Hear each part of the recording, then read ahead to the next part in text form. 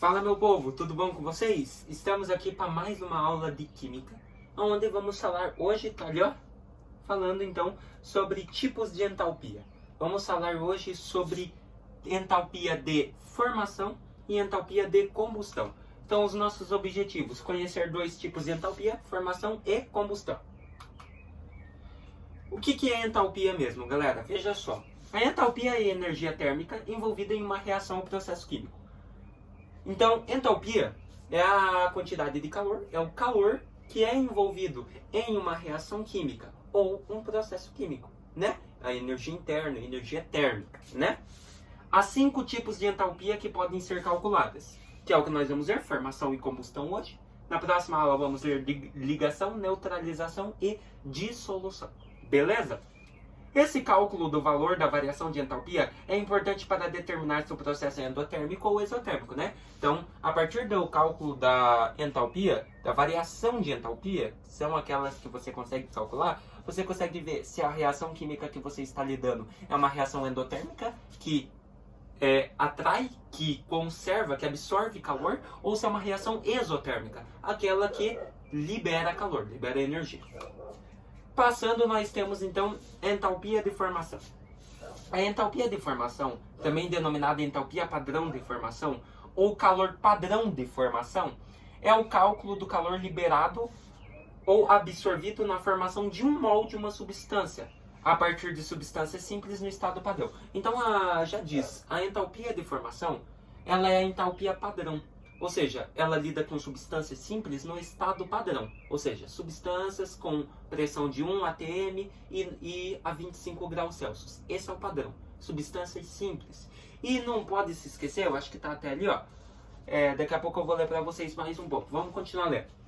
É impossível calcular o valor absoluto das entalpias de cada substância. Nós não conseguimos. Mas é possível calcular a variação de entalpia que ocorre na reação por meio do calorímetro, né? É preciso lembrar que se convencionou adotar o valor da entalpia igual a zero para substâncias simples no estado padrão. Então, toda vez que uma substância simples estiver em uma reação no estado padrão, 25 graus Celsius e pressão de 1 atm, sempre a entalpia dela vai ser zero. Zero. 0 kJ, 0 quilocalorias, é zero. Beleza? Sempre substâncias simples. O que são substâncias simples? Substâncias formadas por um único elemento químico. Então, sempre substâncias simples no estado padrão, entalpia zero. Nunca se esqueça. Dessa forma, se quisermos descobrir qual é a entalpia de formação de uma substância, é só saber o valor da entalpia da reação, de formação dela e a partir das substâncias simples, tá? Nós vamos fazer mais exercícios, vou gravar um vídeo aula só sobre exercícios de entalpia. Nós vamos resolver as duas principais, formação e ligação, tá? As outras não são tão importantes, é só para nós ver o conceitinho mesmo, tá? Mas sempre cai aí na tua escola, no ensino médio, no Enem, sempre formação e ligação. São as que mais caem, beleza? É o que você tem que dar mais prioridade. Então, olha lá. Passando aqui, ó. Por exemplo, lendo ali, ó. Queremos descobrir a entalpia de 18 gramas de água, que corresponde a 1 mol, pois é a sua massa molar, né? É 18 gramas por mol. Então, a massa molar da água são 2 hidrogênios pesando 1 e um oxigênio 16. 16 mais 2 do hidrogênio, 18 gramas por mol. Lembra? Massa molar lá em estequiometria. Para tal, precisamos primeiro da reação de formação da água e a partir de substâncias simples, conforme mostrado abaixo. Então, você tem ali o seguinte. Você tem a reação de formação da água. H2 mais 1,5 mol de O2, passando a ser H2O. Você observa que a variação de entalpia ΔH desta reação é menos 286 kJ por mol. Então, a cada mol de substância formado, temos uma variação de entalpia, de calor, né, da reação, de menos 286 kJ. Fechou? Então, é uma reação exotérmica, ela libera energia, libera calor. Então, olha lá. Você observa que você tem, assim, ó. Você tem H2 mais 1,5 mol de O2, passando a ser H2O. Observe o seguinte, que são substâncias simples que formam esta água, essa reação, né? Opa, perdão, aqui abri errado. Que forma essa reação. Então você tem assim, ó, H2 mais 1 sobre 2 de O2. Lembre-se que substâncias simples são sempre zero. Então a entalpia dos reagentes aqui é zero. Porém a da água já não é. A da água, como é a única que sobrou, a entalpia dela, porventura da reação, seria ΔH, que seria o equivalente a menos 286 kJ por mol. Então a entalpia da água é essa e da reação é essa, tá? Isso justamente porque essas substâncias estão no estado padrão, as simples, do reagente, e portanto elas ganham entalpia igual a zero. Fechou? Olha lá, observe que o valor da variação de entalpia que houve nessa reação foi determinado experimentalmente por meio de um calorímetro e é igual a menos 286 kJ. A fórmula que calcula a variação de entalpia é ΔH é igual a entalpia dos produtos menos entalpia dos reagentes. Então olha lá, assim visto que já sabemos o valor de ΔH e que a entalpia dos reagentes é igual a zero, pois são substâncias simples do estado padrão, podemos então concluir que o valor da entalpia de 1 mol de água é igual à variação de entalpia da reação de formação, já que é o único produto dessa reação conforme mostrado abaixo. Então, o que não falei, galera? Pensa aqui. Ele queria descobrir o valor da entalpia de 1 mol de água, que no caso, 18 gramas por mol é uma molécula, H2O. Fechou? Mas você já observa que nessa reação, os reagentes são substâncias simples, portanto a entalpia deles é zero, então anula, não tem entalpia. E como a variação de entalpia da reação era menos 286 kJ, e o único que sobrou da reação foi esse 1 mol, essa uma molécula de água, então a variação de entalpia dela seria menos 286 kJ por mol. Beleza? Ou seja, que nem disse ali no enunciado, a variação de entalpia de 1 mol de água seria a mesma variação de entalpia da reação. Pois os reagentes saíram, foram eliminados, são zero, substância simples, sobrou porventura só água. Então, provavelmente, é óbvio que a variação de entalpia de 1 mol de água é a variação de entalpia da reação, que já foi dada.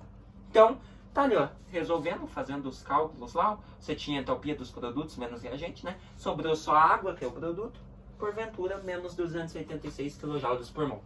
Beleza? Então, nunca se esqueça, para você calcular a variação de entalpia de uma reação, você sempre faz entalpia de produto menos a entalpia de reagente. Isso em ligação de formação. Em entalpia de formação. Na de ligação, você faz HP, entalpia de produto, mais a do reagente. Beleza, gente? Um pouquinho diferente. Então, olha lá. Esse tipo de entalpia, conseguido a partir da entalpia de substâncias simples no estado padrão, é, portanto, a entalpia padrão de formação. Então, entalpia de formação é obtida a partir de substâncias simples no estado padrão. Beleza? Agora, existem muitas substâncias que não são formadas diretamente por uma única reação, como é o caso da água. Nesses casos, a entalpia de formação pode ser calculada a partir da variação de entalpia da reação, né? Então, olha lá. Por exemplo, o NH4Cl é formado pela seguinte reação. Então, você tem lá assim, ó. Você tem o seguinte. Você tem a tua reação, qual que é mesmo? NH3 mais HCl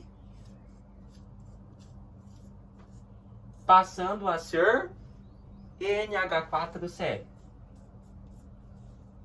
E porventura você já tem a variação de entalpia dessa reação. ΔH é igual a menos 176 kJ por mol. Fechou?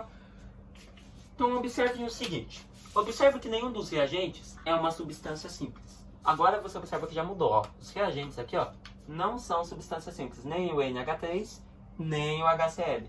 E o NH4Cl muito menos. É uma substância composta. Então, portanto, não podemos atribuir entalpia igual a zero para elas. Precisamos saber a entalpia de formação de cada um dos reagentes, pois esses são formados por reações entre substâncias simples. Então, o NH3 e o HCl são formados por reações entre substâncias simples. Esses dois aqui, ó, esse e esse aqui, ó, são formados por reações de substâncias simples. Então, nós precisamos, a partir disso, para descobrir o valor da entalpia do composto NH4Cl, nós precisamos saber a entalpia dos reagentes.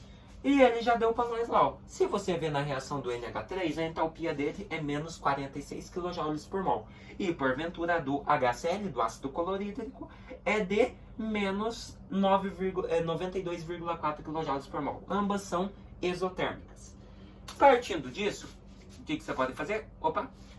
Somando essas duas entalpias, obtemos o valor da entalpia do reagente e podemos descobrir a entalpia do composto. Então, somando as duas entalpias, você quer descobrir a do reagente. Você tinha a entalpia do NH3. Qual que é a entalpia do NH3? Menos 46 kJ por mol, né? E a do HCl seria quantos? 92,4, né? 92,4 kJ. Nós queremos descobrir a do NH4Cl. Então, para calcular a entalpia dos reagentes, é a soma da entalpia de cada reagente. Então, você tem lá, ó, HR, a entalpia do reagente, seria igual à soma do primeiro reagente, que é menos 46 kJ. Logo, você vai somar com o valor da entalpia do outro reagente, que é o ácido clorídrico, que tem menos 92,4 kJ. Porém, no parênteses, né? Então, menos 92,4. Agora, você teria a entalpia de reagentes igual a, fazendo os cálculos, menos 46 mais menos 92,4, vai te dar menos 138,4 kJ por mol. Então, você tem, a partir disso, que a entalpia de reagentes, dos reagentes, no total, é menos 138,4. A partir disso, você substitui na fórmula. Qual que é a fórmula que nós utilizamos? ΔH é igual a entalpia dos produtos menos entalpia dos reagentes. Partindo disso, ΔH seria igual a entalpia do produto, é o que nós queremos descobrir, né? No caso, é a entalpia do NH4Cl, então entalpia do NH4Cl menos a dos reagentes, que seria a entalpia do NH3 mais a entalpia do HCl, que nós já somamos e deu o valor. Então é só substituir na fórmula agora. ΔH é igual... ΔH não, né? Perdão. O ΔH nós já tinha, né? Ele já deu forneção no exercício. Tá aqui, ó. Até anotei no quadro. Que a variação de entalpia da reação é menos 76 kJ. Então coloca aqui no lugar do ΔH, menos 176. Partindo disso, você vai ter igual a entalpia do NH4Cl, que é o que nós queremos, do composto. Daí você faz menos a entalpia dos reagentes, que nós somamos e deu, no total, menos, abre parênteses, menos 138,4, tá? Esse menos aqui é da fórmula, aqui ó, a fórmula, e esse menos é do resultado. Beleza? Fazendo todos os cálculos, você descobriria que a entalpia do NH4Cl, que é o composto, o produto, fazendo todos os cálculos, menos com menos, mais, daí você ia passar esse menos 176 para lá, mais 176, fazendo os cálculos, você descobre que a entalpia é de menos 314,4 kJ por mol. Então, você tem que nessa reação, a variação de entalpia do produto NH4Cl seria de menos 314,4 kJ por mol.